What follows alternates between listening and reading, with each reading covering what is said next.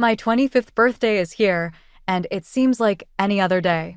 On my way home from work, I stopped at the grocery store to buy myself a cake. It's a simple chocolate one with pink icing that reads Happy Birthday. Even though I didn't anticipate a lot of festivities, I had hoped that this year would be different. Nobody even looked up as I entered the front door. My stepfather Greg was lounging on the couch watching television while Mom was in the kitchen making dinner. As usual, his children, Jason and Amber, were riveted to their phones. "I'm home," I said as I set the cake down on the kitchen counter. Mom looked over. "Oh, Robin, is that a cake?" Abruptly, her eyes grew wide. "Wait, is today your birthday?" And there it was, the well-known pain of forgetting.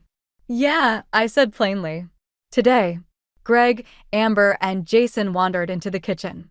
He responded, "Well, happy birthday," with that phony smile I've come to despise. "We didn't bring you anything, but gifts aren't the most important thing, are they? It's attention." As though they hadn't forgotten about me entirely until I reminded them, Mom nodded in accord. I thanked them nevertheless, forcing a grin. We had a clumsy birthday tea around the table. I excused myself to take a quick shower and change out of my work clothes. I came back to find that they had eaten most of my cake, leaving me only a pitiful little piece. Normal. Reminiscences came flooding back as I sat there plucking at my little slice of cake. This disrespect wasn't brand new. Since Mom married Greg when I was 18, 2 years after Dad passed away, that has been my reality for the past 7 years. We were both devastated by Dad's passing. Within months of receiving a cancer diagnosis, he passed away. I tried to be strong for both of us when Mom broke down. I was just 16 at the time, and I was having a hard time dealing with my loss while I watched my mother descend into despair. In fact, I felt relieved when she met Greg at work a year later. I felt satisfied when he brought back her grin. In my mind, the timeline is flawless. When they were married, I was 18, and I had already left for college in another state. I was unaware of how differently they viewed me at the time. I only went home on vacations, and I was seldom home. Instead of sitting at home, I spent the majority of that time catching up with pals from high school. Mom contacted me crying, so I moved back home after graduation. Greg is experiencing health issues, she clarified. He can't work full-time anymore, and my salary isn't enough for the bills and the kids. Jason was 12 and Amber was 14. So I consented to remain. I returned to my childhood bedroom after landing a respectable job at a nearby company as a marketing assistant. I gave Mom a significant portion of my paycheck each month for bills, groceries, and other expenses. I didn't mind at first. They were family, after all, and family helps each other out. That's what Dad would have wanted. But things changed when I hit 23. The complaints started small at first. "Robin, don't you think you could contribute a bit more to the household expenses?" Mom would ask. "Everything's getting so expensive these days." Greg would grimace whenever I took work calls in the evening. "Do you have to talk so loudly?" Some of us are trying to relax after a hard day. Then Amber started eyeing my room. "My room is way too small," she whined one night at dinner. "Robin's room is twice the size." It's not fair. I sat silently through these complaints for months, trying to be understanding. But one night, after a particularly long day at work, where I'd been passed over for a promotion, I snapped. "Robin, you really need to start giving us more for expenses," Mom said as we sat down for dinner. "The electric bill was outrageous this month." "And could you stop using the bathroom for so long in the mornings?" Amber added. "I'm always late for school because of you." "Yeah, and you eat all the good snacks," Jason chimed in. Something broke inside me. I threw my fork and knife onto the table with a loud clatter. "Are you kidding me right now?" I said, my voice rising. "I pay all the bills in this house, and in case you've all conveniently forgotten, this house legally belongs to me. Dad left it to me in his will. I'm letting you live in my house." The silence that followed was deafening. They all stared at me, shocked by my outburst. Mom's face flushed red, and Greg suddenly became very interested in his plate. They knew I was right. The house was mine. Dad had left it to me specifically before he died, along with a small inheritance that I'd used to pay the property taxes when I turned 18. The rest of dinner passed in uncomfortable silence. Mom kept shooting me disapproving glances, but I refused to back down or apologize. Later that night, there was a soft knock on my bedroom door. Mom entered without waiting for my response. "We need to talk about what happened at dinner," she said, her voice stern. "You shouldn't have spoken to us like that. Bringing up that you own the house was completely unnecessary and hurtful." Hurtful? What about how you all treat me like I'm a walking ATM and nothing more? Mom's eyes welled with tears, her go-to tactic when confronted. "You're being selfish, Robin. We're family. We've given you a home." "I've given you a home," I corrected her. "This is my house. See? There you go again. Your father would be so disappointed in you." With that parting shot, she left, closing the door firmly behind her. I lay back on my bed, tears streaming down my face. Was I being selfish? The doubt crept in, as it always did. Dad had raised me to value family above all else. But I don't think he'd intended for me to become a doormat. Still, I couldn't shake the guilt that followed me to sleep that night. That conversation happened 2 months ago. Things have been tense since then, with everyone walking on eggshells around each other. And now here I am, turning 25, with nothing to show for it except a tiny slice of store-bought cake and a family that barely remembers I exist. Christmas arrived faster than I expected. Despite the tension following my birthday fiasco, I still wanted to make the holiday special. I spent weeks carefully selecting gifts for everyone. A designer scarf for Mom, a premium whiskey set for Greg, the latest video game for Jason, and expensive perfume for Amber. I also gave Mom extra money for holiday expenses. "We're staying home this Christmas," Mom announced last week. Just a quiet family celebration.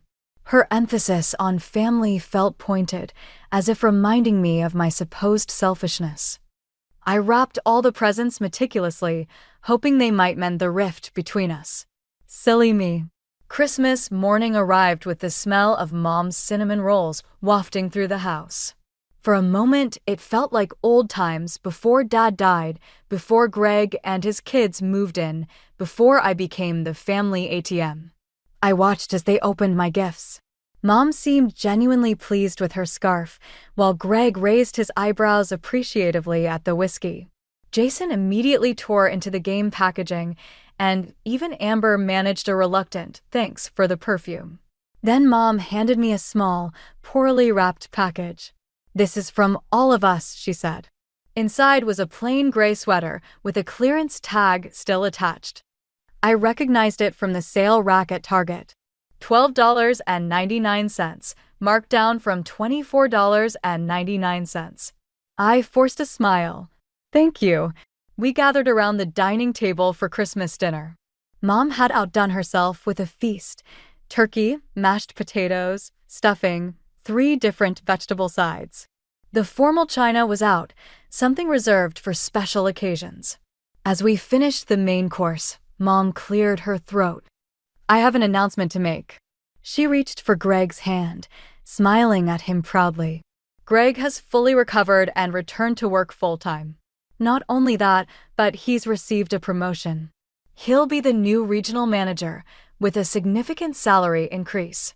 Everyone clapped and cheered. I felt a wave of relief wash over me.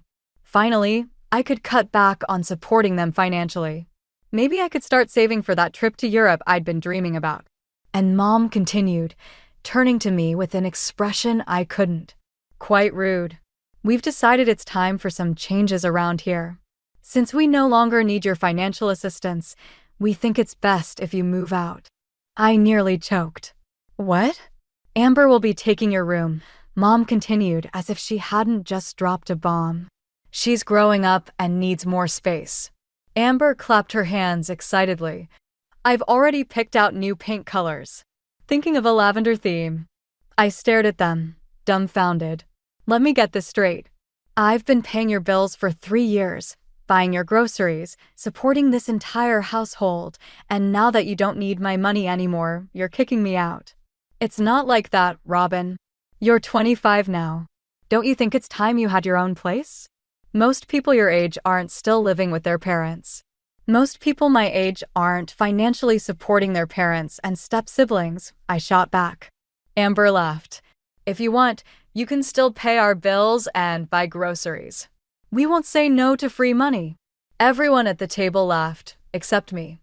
I felt my face burning with humiliation and anger. Without another word, I got up and walked to my room, slamming the door behind me. I lay on my bed, listening to them continue their Christmas celebration downstairs. Their laughter drifted up through the floor, each burst like a knife twisting in my chest. As I lay there, memories of the past 3 years replayed in my mind like a movie reel of disappointments. The time I missed a friend's destination wedding because I couldn't afford both the trip and that month's bills. The promotion I turned down because it would have required relocation. The car I still drove, Dad's old Honda with 200,000 miles on it, because I couldn't justify buying a new one when Mom was always asking for just a little extra this month. And my birthdays. God, my birthdays. The past 7 years of forgotten or minimally acknowledged birthdays came rushing back. The time Mom got me dish towels. The year Greg's gift was a $5 coffee shop gift card. The birthday when Amber and Jason didn't even acknowledge me, too busy with their own lives to notice. Meanwhile, I remembered how I'd gone all out for their celebrations. For Mom's 50th, I organized a surprise party and got her the watch she'd been eyeing for months. For Amber's Sweet 16, I contributed heavily to the lavish party Greg and Mom threw her. For Jason's birthday last year, I helped buy the gaming console he wanted. The anger built inside me like a pressure cooker. They'd used me, all of them. And now that Greg had this promotion, they were discarding me like yesterday's trash. Well, they seemed to have forgotten one crucial detail. This was my house. Dad left it to me when he died. He knew how much I loved this place, with its creaky third stair and the window seat in my bedroom where I used to read for hours. He made sure I would always have a home. And now they wanted to take that from me too. My sadness was rapidly giving way to a cold, calculated anger. If they thought they could push me around, they had another thing coming. I wasn't that naive 18-year-old anymore, desperate for her mother's approval and willing to do anything to keep peace in the family. I wiped my tears and sat up. Enough was enough. I'd been a doormat for too long. It was time to stand up for myself, really stand up, not just momentary outbursts followed by guilt and acquiescence. I grabbed my laptop and started researching property laws, eviction processes, tenant rights. Even though we had no formal rental agreement, I was the legal owner of this house. It was time I started acting like it. As midnight approached and the sounds of celebration finally died down, I made my decision. They wanted me out? Fine. But they wouldn't be staying either. This house was mine, and I was done sharing it with people who didn't appreciate me. I woke up early the next morning with a clear plan. The house was silent. Everyone was still asleep after their Christmas celebration. I threw on some clothes and crept down to the garage where Dad used to keep his tools. There, I found a sturdy wooden stake. Back in my room, I grabbed a piece of thick cardboard from my closet, the kind that comes with new dress shirts. Using a red marker, I carefully wrote, "For sale," in big, bold letters. Next, I packed a bag with essential clothes and toiletries. I'd already found a hotel nearby with vacancy, nothing fancy, but clean and affordable for a few days while I figured out my next steps. Downstairs, I slipped out the front door and drove the stake into our front lawn, attaching my makeshift for sale sign. The ground was partially frozen, making it difficult, but my determination gave me strength. Once it was secure, I stepped back to look at it. Something about seeing those words made my decision feel real. I got in my car and drove away without looking back.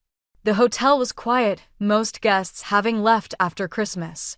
I checked in, carried my bag to the room, and finally allowed myself to breathe. Turning on the TV for background noise, I sat on the bed and thought about what I had just done. 3 hours later, my phone exploded. First came the calls, Mom, Greg, even Amber. Then the text messages started pouring in. Robin, what is the sign doing in our yard? Mom's first text read. Call us back immediately, demanded Greg. I ignored them all until the count reached 20 missed calls. Then I composed a single, clear message. The house is mine. I'm tired of how you all treat me. I've decided to sell it and buy myself an apartment near work. You should start looking for a new place to live. I don't want to see any of you right now. Mom's response was immediate. You can't do this to us. This is our home too. Where are we supposed to go? You're being cruel and greedy after everything we've done for you. I laughed out loud at that and turned off my phone. I needed space to think without their guilt trips and manipulation. The week between Christmas and New Year's passed in a strange limbo. I extended my hotel stay, ignoring the growing number of missed calls and messages. On January 2nd, I found a short-term rental apartment and moved my few belongings there. My next step was contacting a lawyer. I found Thomas Harrington, who specialized in property law, and scheduled a consultation. So, he said after I explained my situation, you inherited the house from your father when you were 18, correct? Yes, along with a small amount of money that I used to pay the property taxes. He nodded, making notes. And since you moved back at age 22, you've been paying the utilities and contributing significantly to household expenses? Yes, about 70% of all household costs. And there was never any formal rental agreement between you and your mother? No, nothing written down.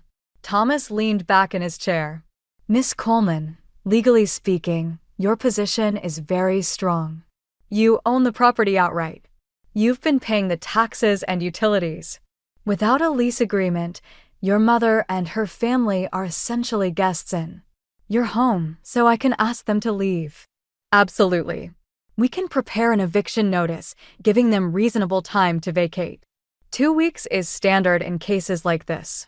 If they refuse to comply, we can involve the authorities. Relief washed over me. Let's do it. We drafted the eviction notice that day. It was formal and direct, giving Mom and Greg exactly 14 days to vacate the premises. Thomas suggested sending it by certified mail, ensuring they couldn't claim they never received it. 3 days later, Mom called. I almost didn't answer, but something told me I should. We need to talk, she said, her voice strained. Face to face. I agreed to meet at a cafe downtown, neutral territory. When I arrived, Mom and Greg were already seated at a corner table. Mom's eyes were red-rimmed. Greg looked uncomfortable. You can't be serious about this eviction, Mom said as soon as I sat down. I'm completely serious. But we have nowhere to go, she continued, tears forming. 2 weeks isn't enough time to find a place and move. You should have thought about that before telling me to move out of my own house on Christmas Day, I replied calmly. Greg leaned forward. Look, Robin, we were upset. Things got said that shouldn't have been. You can come back home. We won't even ask for money toward the bills anymore. I shook my head. It's too late for that. You made your feelings clear. Mom started crying openly now. You're being so cruel. After everything I've done for you, raising you, caring for you, I'll take you to court. I'll sue for all bills I paid while you were in college. I'd anticipated this. I already discussed that with my lawyer. If you sue me for all bills, I'll countersue for 7 years of rental payments for you living in my house. The average rent in our area is $1,800 per month. That's over $150,000 you owe me. The color drained from her face. She grabbed her purse and stormed out without another word, Greg following close behind. As I paid the bill and walked to my car, I realized this wasn't about winning or losing anymore. It was about standing up for myself and recognizing my own worth. For too long, I'd allowed them to take advantage of me, to make me feel like I was the selfish one for having boundaries. The next 2 weeks passed quickly. I threw myself into work during the day and spent evenings researching home renovations and local real estate values. If I was going to sell the house eventually, I wanted to get top dollar for it. The day of the eviction arrived. Thomas, my lawyer, suggested he accompany me to the house just in case things got complicated. I agreed, grateful for the support. We pulled up to the curb at exactly 10 a.m. A moving truck was parked in the driveway, half filled with furniture and boxes. Mom, Greg, Amber, and Jason were all outside, working to load their belongings. When they spotted my car, they froze. Mom's face hardened into a mask of anger. Greg put his arm around her shoulders. Amber and Jason glared at me with undisguised hatred. "Good morning," Thomas said as we approached. "We're here to ensure the eviction proceeds as legally required." "We're going," Greg said tersely. "No need for the legal muscle. We've rented a place across town, month to month, until we figure something out." I nodded. "I'll wait in my car. Just let me know when you're done." As I turned to leave, Mom called out, "Is this really what your father would have wanted, Robin? For you to throw your family out on the street?" I stopped and faced her. "Dad wanted me to have security and people who loved me unconditionally. He wouldn't recognize the woman you've become." Her face crumpled, but I felt no satisfaction in her pain, just sadness for what we'd lost. For the next 3 hours, I sat in my car, watching them carry out their lives piece by piece, furniture, appliances, boxes of clothes and books. Occasionally, Thomas would check on the progress, ensuring they weren't taking anything that belonged to the house itself. Thomas and I waited until the moving truck and their cars had disappeared down the street before entering the house. I braced myself for what I might find. It was worse than I expected. They'd taken everything they legally could, and then some. All the appliances were gone: refrigerator, stove, dishwasher, washer, and dryer. As Greg had said, the keys were on the kitchen counter, along with exposed wiring where light fixtures had been removed. In the bathrooms, they'd taken the shower heads, the towel racks, even the toilet paper holders. "They stripped the place," Thomas observed, making notes on his clipboard. "Some of this may cross the line into property damage." I walked through each room, cataloging the destruction. In what had been my bedroom, they'd pulled up a section of carpet. In Amber's room, there were holes in the walls where shelving had been ripped out. The dining room chandelier, a fixture I'd loved since childhood, was gone. "Do you want to pursue further legal action?" Thomas asked. "We could make a case for damages." After giving it some thought, I shook my head. "No. All I want is for this to end." When Thomas departed, I took a seat on the bottom step of the staircase, which was the only available spot to sit because all of the furniture had been removed. There was a strange hush in the house, a thick, oppressive silence. In theory, I would have won. My home was back. How come I felt so empty then? My buddy Kayla sent me a text message that made my phone buzz. "How was it? Do you want me to visit?" "Please," I said. Kayla showed up 30 minutes later with a portable speaker, a bottle of wine, and takeaway Chinese cuisine. She said, "First aid for the soul," and placed everything on the kitchen floor. We sat cross-legged on the bare floor and ate straight from the containers. "So, what's next?" she said in between lo mein nibbles. Saying repairs first, I've already contacted contractors to get prices for the necessary items, such as appliances, electricity, and plumbing. After that, I'll choose to sell or stay. "And your mom?" I let out a sigh. "I'm not sure. A part of me wishes I would never talk to her again. Another part of her misses her former self." Kayla gave a sympathetic nod. "You don't need to make a choice today. Perhaps even this year." We opened the wine after supper. We strolled around each room as I gave my remodeling suggestions, which included new flooring, new paint, and updated fixtures to make the house seem like a home again, all while the music played quietly in the background. "My house," Kayla replied, "it's going to be beautiful and all yours." I slept on a blow-up mattress in my former bedroom that night. I slept better than I had in months, despite the pain. It's time to stop being cautious. No more feelings of guilt. I will no longer feel like an intruder in my own house. The dawn was beaming through my uncurtained windows when I woke up the next morning. I sat on the window seat, the one thing in my room they couldn't steal, and prepared a cup of instant coffee with a camping kettle Kayla had lent me. I felt something I hadn't felt in a while as I gazed out over the neighborhood rising up. I hope, for me as well as the house. I poured myself into remodeling over the following few weeks.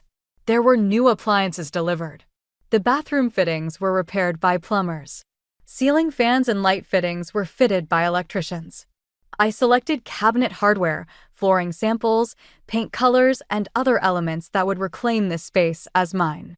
I kept the for sale sign up on the yard to remind myself that this was my decision, not because I was in a rush to sell. If I wanted to, I could sell. If I wanted to, I could remain. I made the choice alone, for once. During this period, Mom made one phone call. I let the voicemail go. "Robin," she said in a little, unsure voice as she started her message. "You're missed. Can we have a conversation? Please." I didn't answer the phone, but I did keep the voicemail. I might be prepared to reestablish that relationship at some point. Not yet, though. I have to repair myself first. I came to the realization that I wasn't quite ready to leave this place when spring approached and brought fresh life to the garden that Dad had cherished so much. These walls housed far too many memories, both priceless and heartbreaking. I removed the for sale sign and replaced it with flowers.